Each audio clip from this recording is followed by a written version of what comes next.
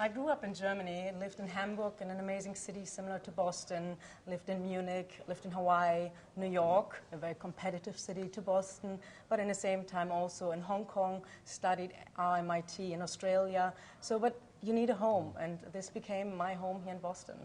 It's amazing when I come back from an overseas trip and you arrive in Boston, it feels, especially for European, it feels safe, it's easy, it's convenient, but then people come here and you don't stand for 3 hours in immigration to get to the city. You can arrive in Boston and 45 minutes later you're in the hotel room. I think that's amazing, at least for me, because the lines are not long, it's efficient, the airport is there, and you can do business, but at the same time you combine wonderful leisure and can have still some fun while working really, really hard. And I think that makes work and business much more successful. As you leave, any parting words of advice for how Boston can continue to grow and compete as an international city?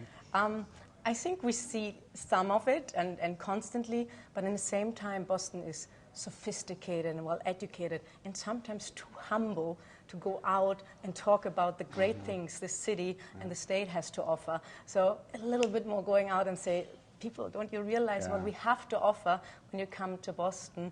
I think could even bring more. Yeah. And I know there will be a new international flight coming from Japan, and I think there are a couple more in the making. So I think that will all help to drive the city even further from strength to strength.